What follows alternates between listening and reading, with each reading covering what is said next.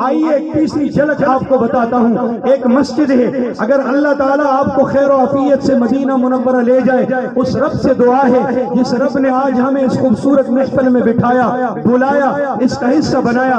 اے رب العالمین, مجھے ان علماء کو, میرے ان میزبانوں کو, ان تمام میرے دوستوں, بھائیوں, جوانوں, بوڑھوں, گھروں میں سننے والی میری ماں بہنوں کو اللہ ہم سب کو حرمین کی حاضری نصیب فرما فرما فرما. مدینہ منورہ جب آپ تشریف لے جائیں, جب آپ روضہ رسول پہ حاضری دیں, پیغمبر علیہ السلام کے گنبد خضرا کی دیدار سے اپنی آنکھوں کو ٹھنڈا کریں, پھر آپ زیارات کے لیے جائیں گے, مختلف مساجد دیکھیں گے, مختلف زیارتوں کے پیچھے آپ جا کر اور ان کو دیکھ کر اپنے دل کو جھلا بخشیں گے. ایک زیارت میں آپ کو بتاتا ہوں, شاید بہت سے لوگوں نے حج عمرے میں یہ زیارت کی ہوگی, کئی لوگ محروم رہے ہوں گے. مسجد نبوی سے باہر نکل کر گیٹ نمبر 26 کی طرف, مسجد نبوی سے باہر نکل کر گیٹ نمبر 26 کی طرف آپ جائیں. گیٹ نمبر 26 کو کراس کریں, آگے تقریباً 900 میٹر شمال کی طرف باہر جائیں تو وہاں ایک مسجد ہے, اس مسجد کا نام ہے مسجد سجدہ. مسجد نبوی میں گیٹ نمبر 26 سے باہر نکل کر 900 میٹر باہر جا کر مسجد سجدہ کے نام سے خوبصورت مسجد ہے, اور روڈ کا نام ہے شارع ابو ذر غفاری. شارع ابو ذر غفاری مسجد کا نام مسجد سجدہ. اسی کے قریب مدینہ منورہ کا بس اڈا بھی ہے جس کا نام ہے النقل الجماعی. اس کو مسجد سجدہ کیوں کہتے ہیں سنیے. اللہ اکبر. عبد الرحمن ابن عوف فرماتے ہیں رضی اللہ تعالی عنہ, ہم نبی کریم صلی اللہ علیہ وسلم کے ساتھ ایک دفعہ ایک باغ میں چلے گئے. باغ سے جب واپس آئے, حضور علیہ الصلوۃ والسلام اس جگہ پر پہنچے تو آپ پر وحی طاری ہو گئی, وحی کی کیفیت طاری ہو گئی. ہم سارے بیٹھ کر انتظار کرنے لگے کہ ہمارا رب ہمارے لیے کون سی نئی وحی اتار رہا, کیا پیغام آ رہا ہے. تھوڑی دیر بعد جب وہ کیفیت ختم ہو گئی, نبی علیہ السلام پر آنے والی وحی مکمل ہو گئی, آپ نے کسی سے بات چیت نہیں فرمائی اور وہیں سجدے میں گر گئے. سجدے میں جا کے کیا گرے, سجدہ سجدہ سجدہ سجدہ, اتنا لمبا سجدہ. ہم پریشان ہو گئے, ہم نے کہا پتہ نہیں کیا ہوا, انتظار کر رہے ہیں. بالآخر ہم سے رہا نہ گیا, ہم نے کہا یا رسول اللہ, آواز دی, پتہ نہیں حضور کیوں خاموش ہیں, کیوں سجدے میں اتنی دیر تک پڑے ہوئے ہیں. نبی علیہ السلام تھوڑی دیر کے بعد اٹھے اور اٹھ کر اللہ رب العالمین سے دعا کے لیے ہاتھ اٹھا کر دعا مانگی.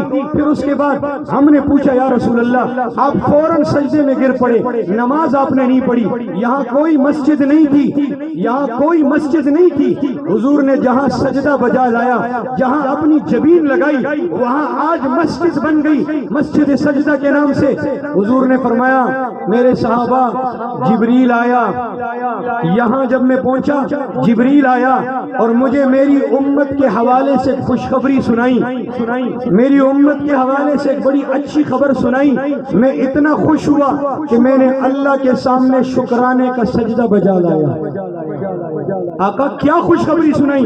تو حضور نے فرمایا میں ہر وقت دن ہو کہ رات ہو اپنے اللہ سے ایک ہی دعا کرتا ہوں, اللہ تو نے مجھے رحمت للعالمین بنایا نا, تو میرے ہر امتی کو اللہ بیش بہار رحمتیں تو دے دے, رحمتوں کی برسات تو فرما, رحمتوں کی چادر میں ان کو لے لے, رحمتوں کی گھٹا اتار دے. میں ہر وقت خدا سے رحمت مانگتا ہوں, میں اللہ کے حضور زاریاں کرتا ہوں, اے میرے رب میرے کسی امتی پر توجہ رکھنا, کسی امتی پر دنیا میں ایک دن بھی ایسا نہ گزرے جس دن تیری رحمتوں کی گٹھا ان پہ نہ برسے.